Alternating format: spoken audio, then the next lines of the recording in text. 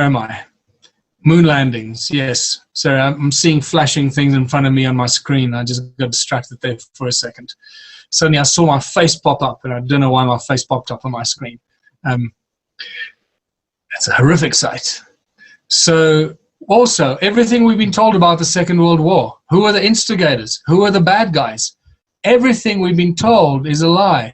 And when you start looking into it, you start to realize that Churchill played a far bigger role than most of us could have imagined in the aggressions and the crime and the unbelievable, inhumane activity that was committed during the Second World War. Churchill seems to be the real villain, and not necessarily the people that everyone has been pointing fingers at. Remember, history is written by the victors, and they can write the history books whichever way they choose to. And this is how it's been all along.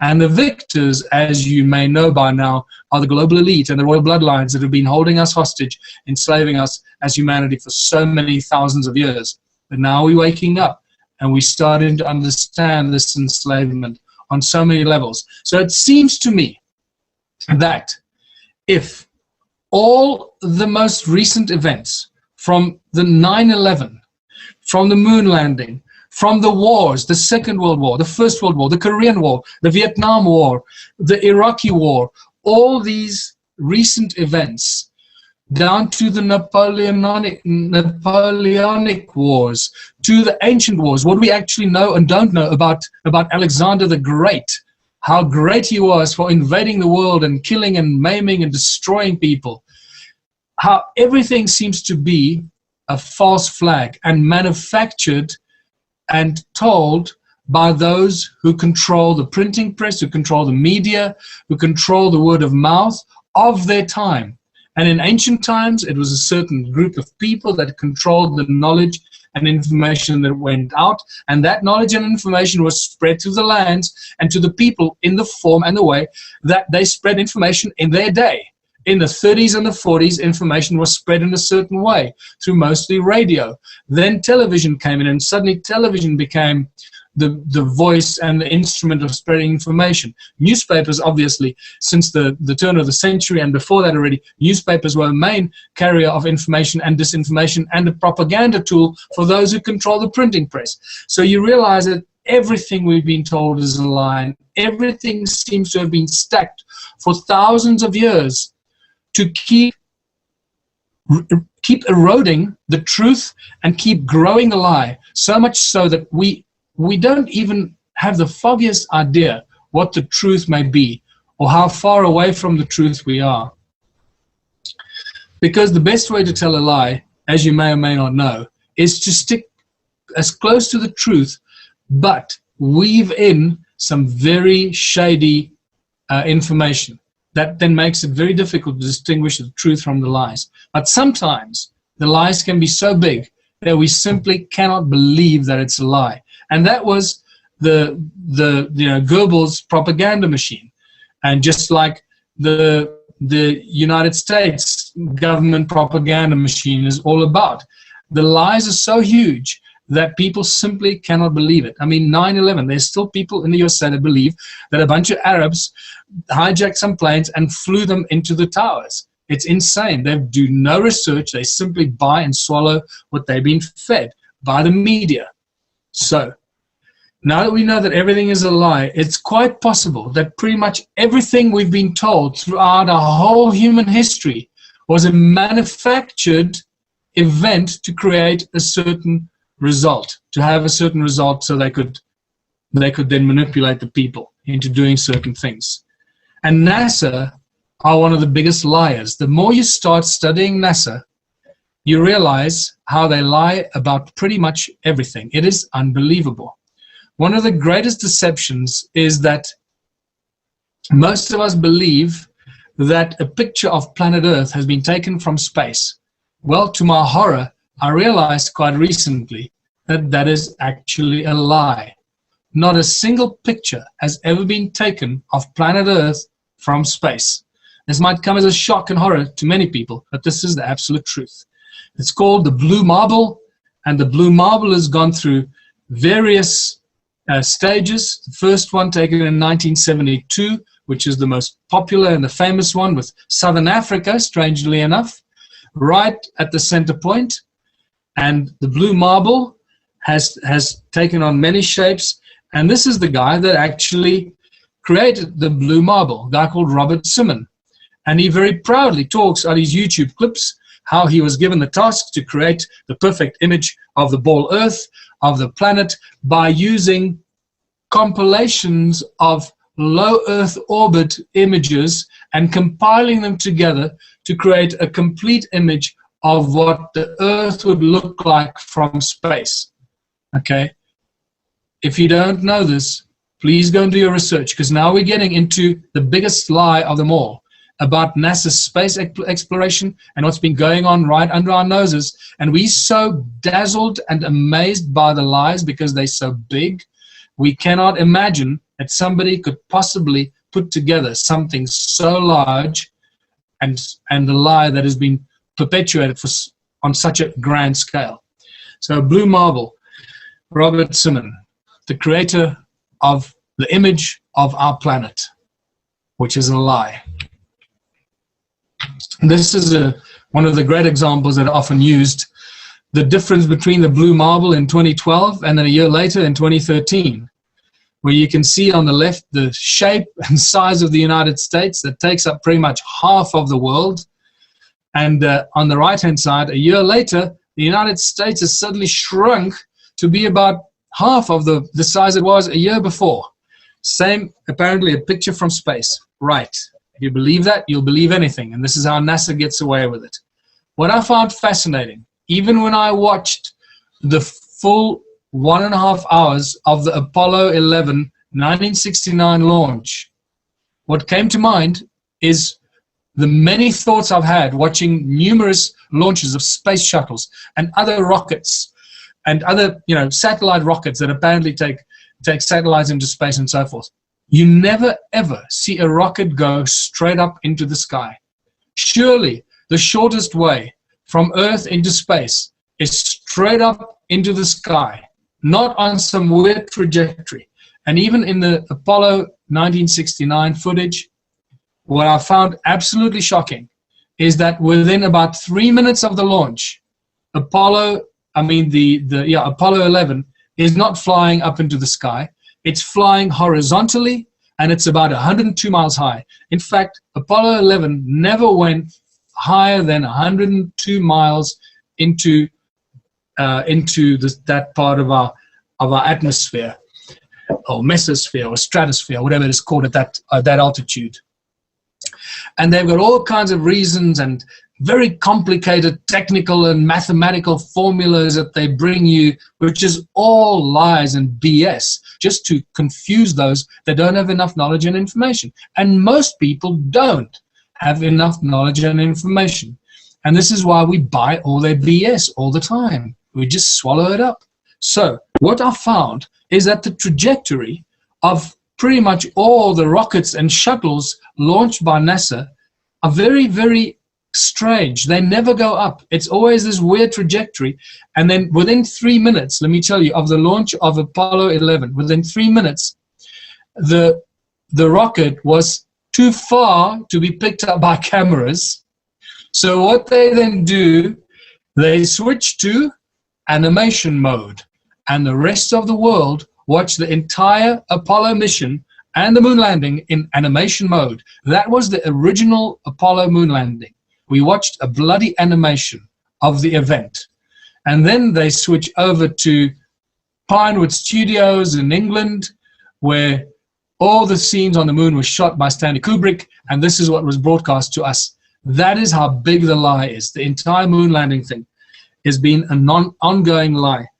Obviously, we don't mention the Van Allen belts, which are deadly radiation belts that start at about 1,000 miles high and go to, I think, about 3,000 or 6,000 miles. Radiation belts that go around planet Earth that no one or no thing can go through. It's like going through a lethal giant microwave. It'll fry you in seconds. And yet in 1969, 3 guys in a little tin can went to the moon through the Van Allen belts and returned safely to look very happy, like they've just been down, you know, from LA to New York and back, and say, well, what a great trip we had. It's all lies. So this brings us to where this whole thing of our ball Earth, like NASA has been showing us, the blue marble, where that all started. And it's fascinating because it actually only started in 1543 with this guy called Copernicus. Prior to that, pretty much all ancient cultures believed that the Earth was flat. They all speak about a flat Earth. Even the ancient Greek philosophers talk about flat Earths. And this is really important stuff to digest, people. Copernicus is a well-known Freemason. Now I'm going into some deep conspiracy in some people's minds and opinions, but this is not conspiracy. This is just simply facts and information. You can call it what you want. Copernicus was the instigator that was used by the elite to propose this new heliocentric model where the sun is at the center. Prior to this, everybody believed for millennia and millennia that the sun moved around the earth. The sun and the moon moved around the earth and not the earth moving around the sun. Copernicus changed all that.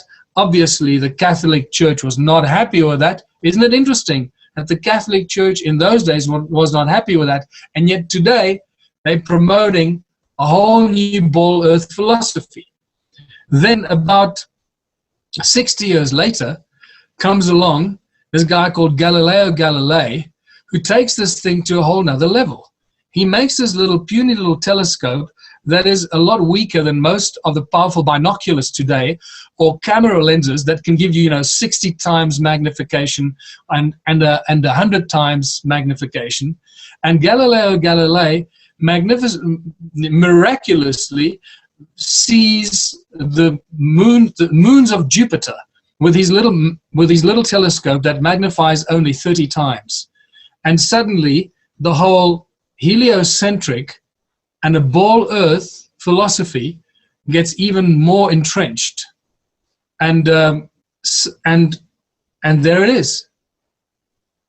In fact, when you start doing a research, you find very little evidence, and I watched some interesting documentaries on this, that the earth is actually moving. And this was a shock to me, I must tell you.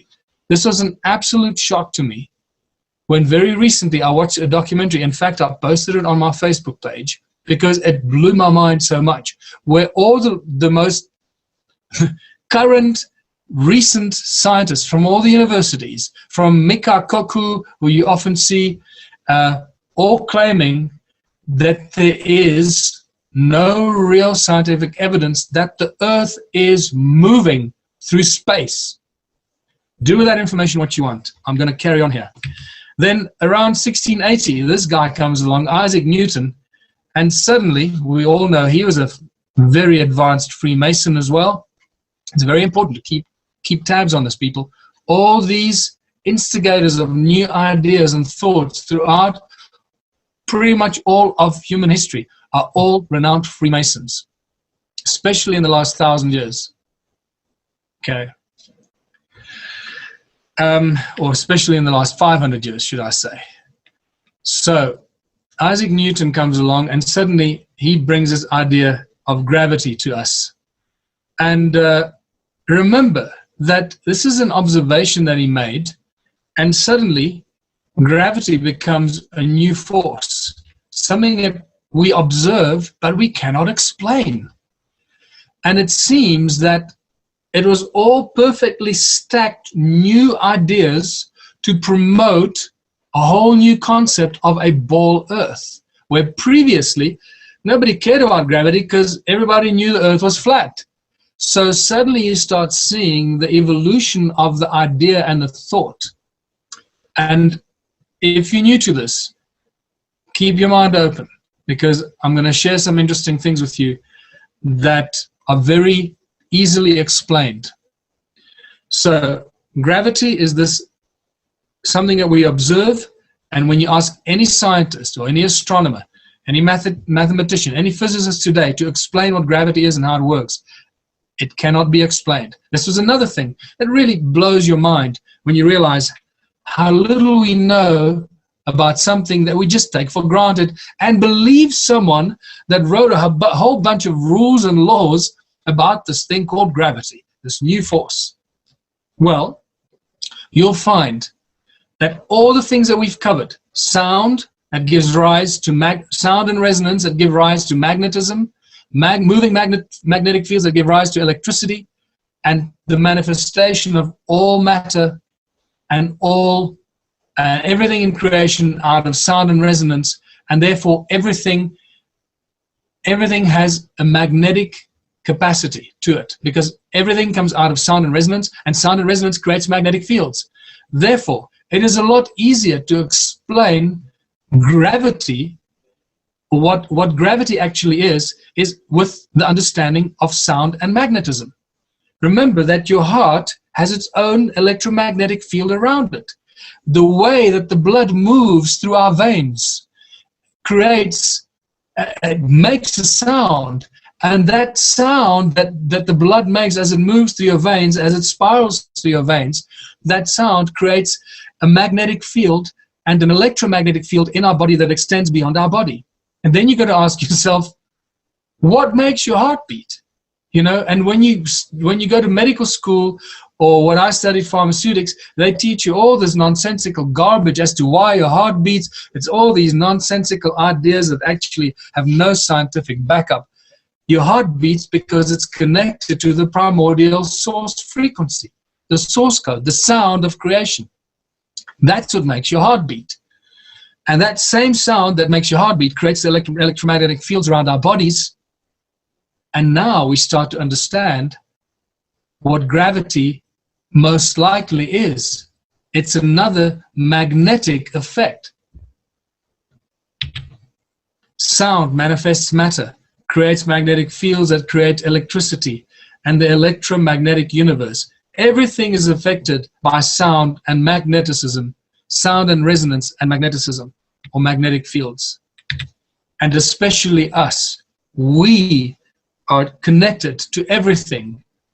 Our hearts are connected to the source code, the sound frequency of the Creator, the sound frequency of creation itself that make our hearts beat, that create the gravity, that create the sound and magneticism through our hearts, the electromagnetic field around us. And therefore, it is a lot easier to say that gravity is a consequence of sound and magneticism and the magneto-electric universe, and not the electromagnetic universe, as it's often called. So it is just getting more and more exciting for us to get into the heart of this information. And at this note, we have to throw the elephant into the room, and the most exciting debate that I've ever come across that has emerged over the last 2 to 3 years and has exploded around the world. And many people just do not want to go there, but we have to keep our minds open and discuss this. The flat earth versus the ball earth versus the flat earth, and vice versa. So remember, everything we've been told is a lie. Throughout ancient times, we've been exposed to lies and deceptions, hidden in plain sight, in ancient carvings, in ancient murals, in ancient pictures. The walls, the ceilings, and the floors of ancient churches and temples are filled with advanced knowledge of sound, resonance, magneticism, and beyond. Hollywood has taken that role on today to expose the truths to us and hide it in plain sight. Many of you know this already. This is not news to anyone. Some of the best examples, as you know, are the movie The Matrix, that we are actually in a matrix. We have measured that. We have measured, Paul Cravenstein and many others have measured the energy fields around the earth, or up in the sky, should we say. Let's not say around the earth. Let's say the energy fields up in the sky, because we always look up at the sky. And obviously the Wizard of Oz, the Wizard of Gold, follow the yellow brick road that leads to the Wizard of Oz, the Wizard of Gold. He who controls the gold controls the world. And so they explain and expose this knowledge and information to us, always hidden in plain sight. And this is what I find absolutely fascinating. The Truman Show is another one of those hidden in plain sight. The whole TV show was broadcast from the world's largest stage, film stage ever constructed, this giant dome, that this make-believe reality and this make-believe life of an entire town in the Truman Show was broadcast to the outside world. And sooner or later, Truman discovered that he was in a show, that he was not free, that he was under a dome, and that there was a way out. I find it fascinating that in recent times we have a book by Stephen King that's called Under the Dome. And that book was then turned into a TV show. What's fascinating, by the way, if you look at that picture under the dome, look at that picture right sort of at the top, and you see some interesting patterns forming there. It looks like water or light shimmering on the surface of water, right?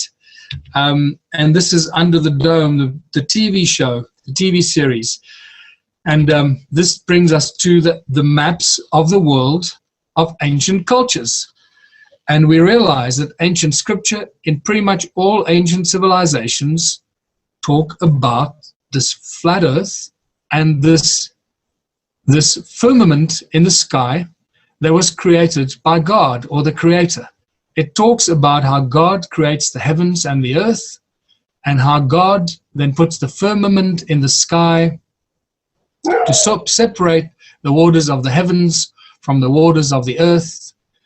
And the more you read the scriptures, I must add, the more this reality becomes more and more real. How we completely misunderstood the scriptures and how we've been manipulated into believing something that may not be so. This is a spectacular example of the firmament in the sky, and you see the stars, the moon, and the sun is inside the firmament. And there's a guy at the bottom sticking his head out of the firmament, looking out what's beyond the firmament. And that remains the interesting question, because we know that there's this energetic grid up in the sky. We've discussed this. We've measured it. We know it's there. So what is outside that energy grid? And here's this guy, the bottom left, looking out of this firmament or the energy grid in the sky that even the Anunnaki talk about, or the Sumerian clay tablets talk about. And he's looking up at outside our reality, and what he sees remains an interesting discussion. I'm not going to go there right now, but that really looks interesting. And you could almost, if you start reading Ezekiel, the images there might resemble something like Ezekiel describes in the Bible. And so let's look at some of the other ancient civilizations and how they depict the sky and the earth. And this is the Inca world, the Inca planet, flat earth, and the firmament around it. Here we have the Mayan firmament above the sky with the sun and the moon and the stars and the flat earth underneath it.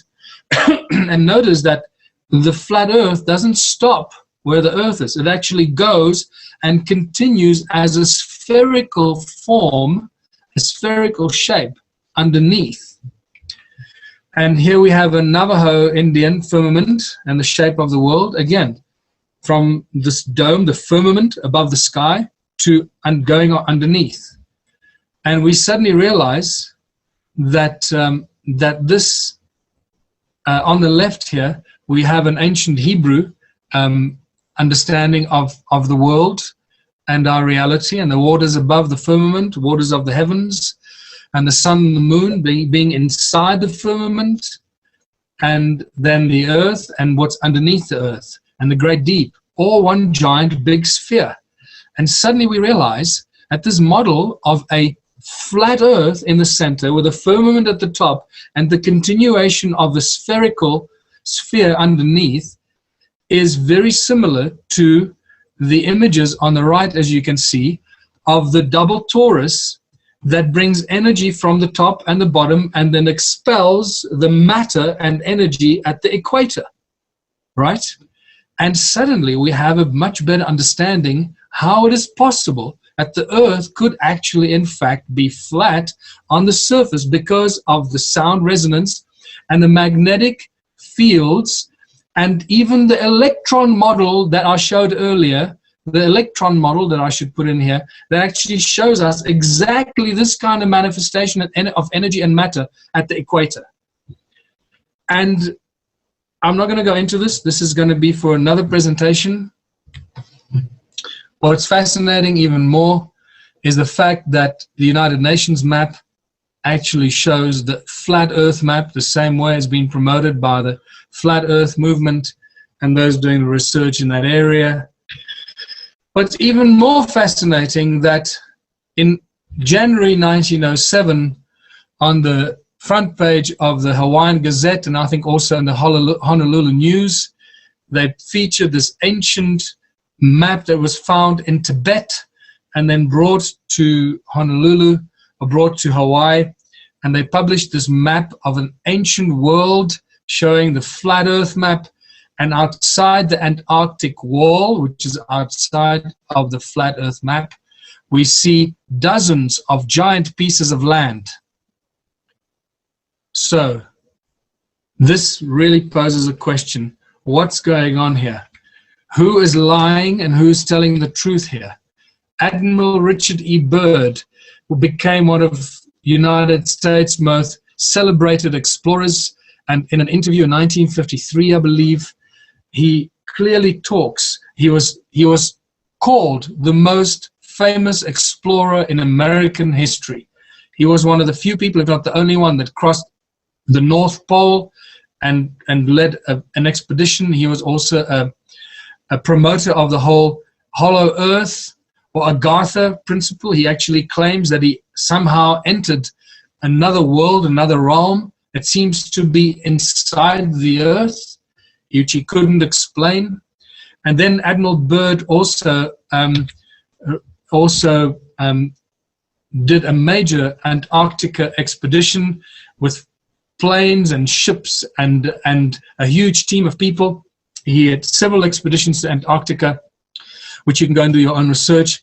And then in 1953, I believe it was 1953, that he did this interview on one of the major television networks in the USA, where he very openly states that on the other side of Antarctica, now I'm not sure how you get to the other side of Antarctica, but on the other side of Antarctica, there are vast unexplored lands never seen by any human that are much larger than the United States. These are his words. You can go and watch his entire interview on YouTube that was recently released.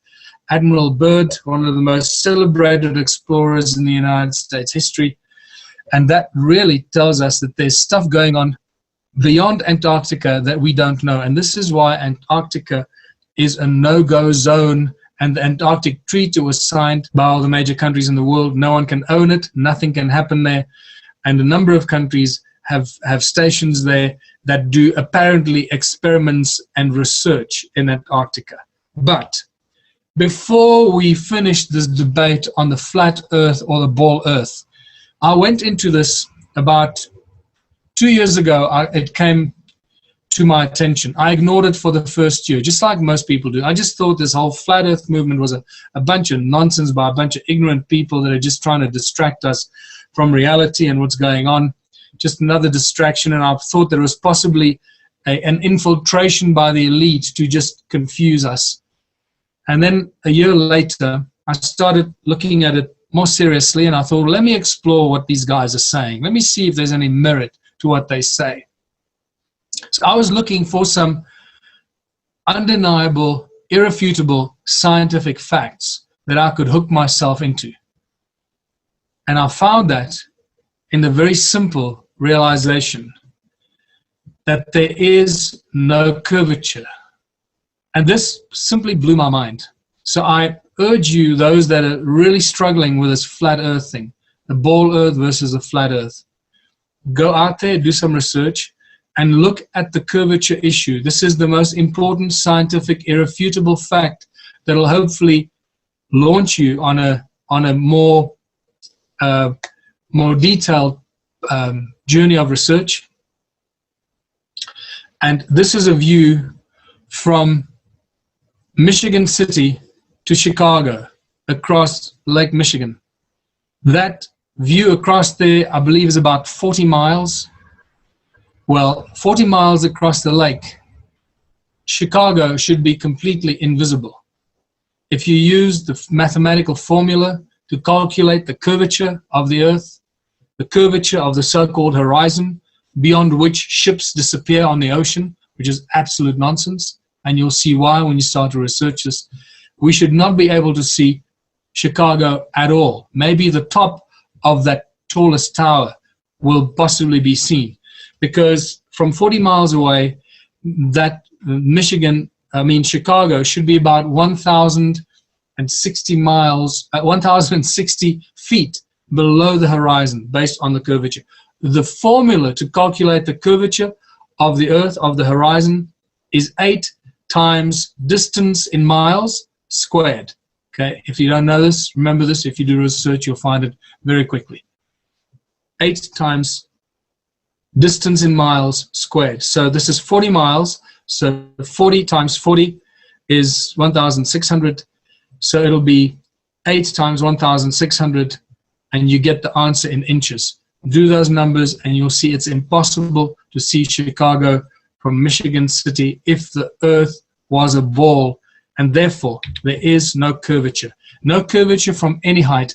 As you know, I've done a lot of flying around the world, and no matter what height you are in an aeroplane, the horizon always rises up to meet you at halfway down, halfway up in the sky. The horizon is always at eye level.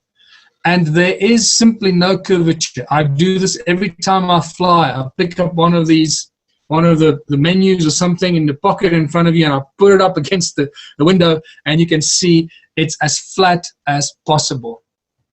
Here is another example. This Denyang Bridge in China. It's 102 miles long. In 102 miles, there should be curvature of 6,900 feet. So from the one side to the other, you should not even be able to see the other side, and yet you do very, very clearly. The more you go and do your research, the more you realize that you can see across vast, flat water space and see people walking on the beach where you should not be able to see them. So the only conclusion we can reach is the fact that you can see that there is no curvature. Here's one of the greatest researchers of our time, Auguste Piccard. Very few people know about him until you start doing this research, and you realize that the commander of the spaceship Enterprise in Star Trek is called Auguste Piccard, after this particular explorer, French explorer in 1931, that went up into space in his hot air balloon. He still holds the world record of going highest in his hot air balloon. I believe he went up something like 15 miles, or was it 16 kilometers high, or 56 kilometers. I'm sorry, I speak under correction now. And when he came back, they thought he got lost in space. And when he came back after 48 hours or so, obviously he became a highly celebrated individual. And in his description that was printed in Popular Science in 1931, he states very clearly that from up there, the Earth seemed a flat disk with upturned edges. No talk of any curvature. Well, we have the physical evidence, the photographs. There is no curvature. And we're getting to the end of this presentation, which I've really enjoyed putting together, because it brought into connectedness all the areas of knowledge of information, from science, from history, religion, ancient civilizations, tools and artifacts, cone-shaped tools, resonance, everything, including the flat Earth and the lies and deceptions of NASA. The fact that there's no curvature, people, and there is no curvature, please go and do this research for yourself. That means only one thing, that we cannot be living on a ball Earth. That's the only conclusion we can reach. So that is now the conclusion that I've reached, because I have found no curvature. The scientists of today very clearly tell us that there is no real scientific evidence, just conjecture and suggestions, no scientific evidence that the Earth is actually moving through space. There's a lot more to this, a lot more. But once you open this door, just like any other door that opens the door to the rabbit hole, you will find information that'll blow your mind. It will shake the foundations of everything you've been told, because it truly is the biggest lie we've been told, is the cover-up of the shape of the world we live on.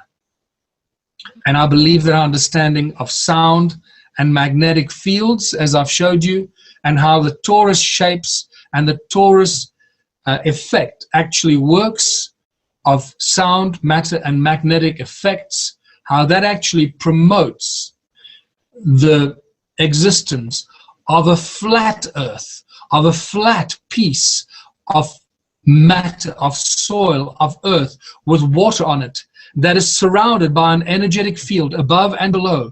The sound, resonance, and the toroidal shape studies suggest that far more seriously than anything else. I hope this has given you some thought and insight, is that the flat earth thing is not just some crazy idea, some crazy people that want to distract us, but the fact that it actually affects everything. Our religion, our history, our science, our physics, our astronomy, our cosmology, and it now becomes the biggest lie that we've been told. So this brings us to the end of this presentation. It was more than 2 hours. It was 2.5 hours. I want to thank you for hanging around, and for apologizing for yesterday when we couldn't do this because of the power failure. The technology and the energy, the free energy, let us down. And I look forward to exploring this more, connecting more of these dots, and sharing more information. I have a lot more where this comes from, a lot more information, a lot more ideas, and as I say, the dots that are connecting. And I believe that our exploration of the stone circles of Southern Africa and what we find and measuring the energies are going to give us a lot more knowledge and a lot more understanding of what's really going on here. So I hope you enjoyed this, and have a beautiful day or a beautiful night, all depending where you are. And I'll catch you again very soon. I want to remind you that I'll be going to Brazil the first 2 weeks of December to have meetings with the Ubuntu team there, and meeting with several mayors that have already embraced the Ubuntu philosophy and our plan for one small town, that already want to implement this in Brazil. So I'll be meeting with at least one mayor and probably another 20 or 30 mayors that want to embrace and implement our one small town philosophy. That will change the world. So until later and further and the next time, have a good day and a good night.